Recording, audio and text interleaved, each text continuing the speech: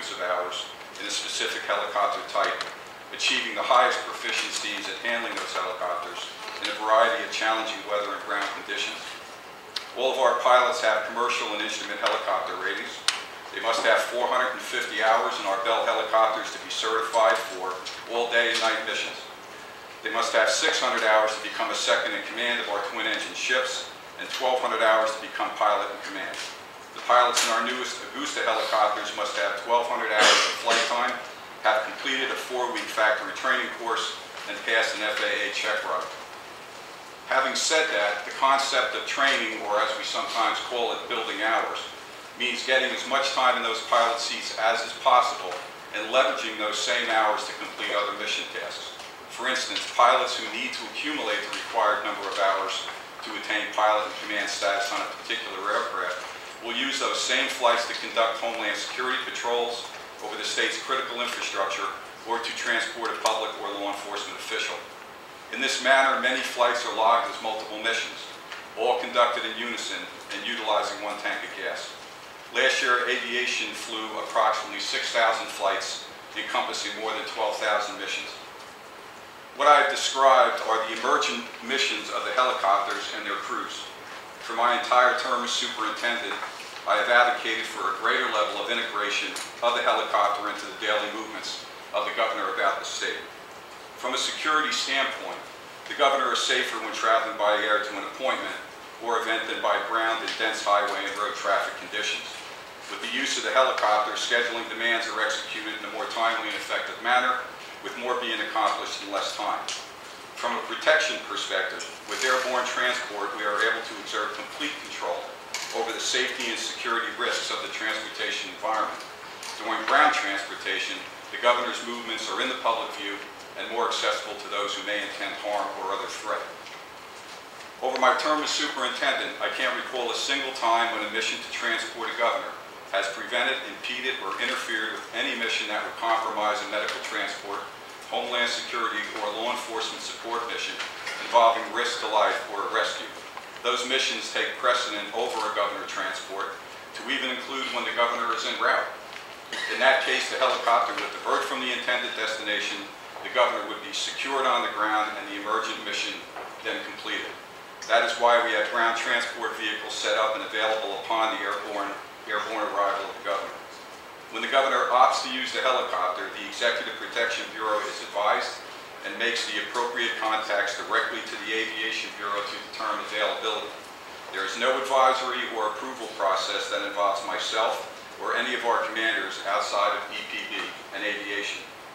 I guess my question is, wouldn't you agree that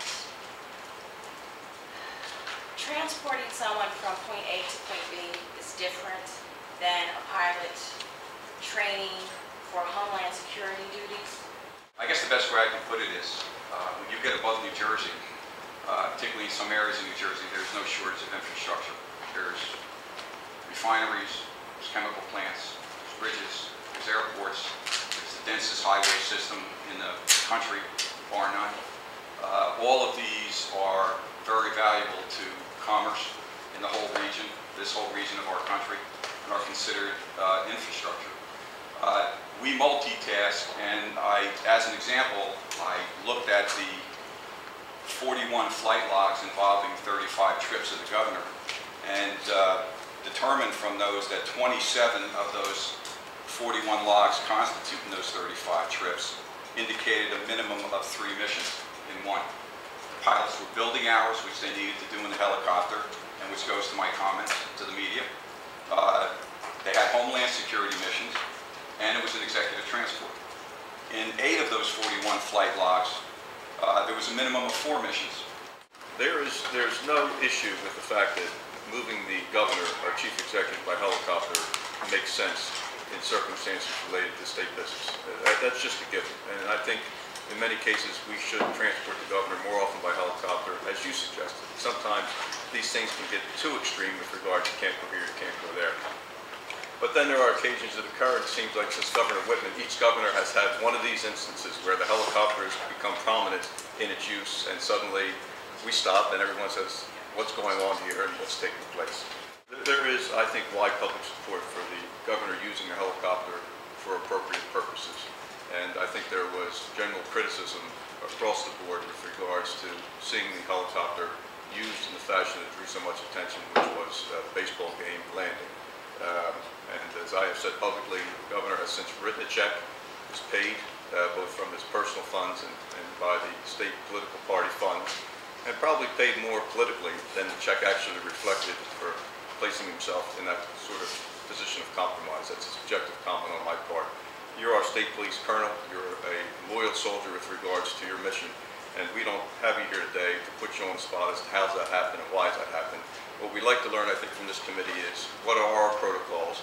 Is there something we should have in a clearer definition so future governors don't find themselves in odd spots? And should there be more guidance in policy with regards to how to use this very important asset which people rely upon for both safety, whether it be transported medically or in public safety activity, as you so well described, and we all support, both Republicans and Democrats. I don't begrudge any governor the use of state police helicopters, as long as it's appropriate use, not personal and not political.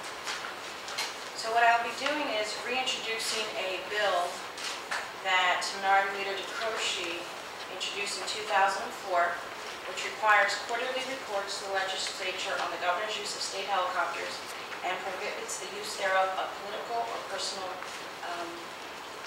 usage. I think it was the right idea back in 2004, and then I was told 2002 was the first time the bill was introduced, and I think it's the right idea now.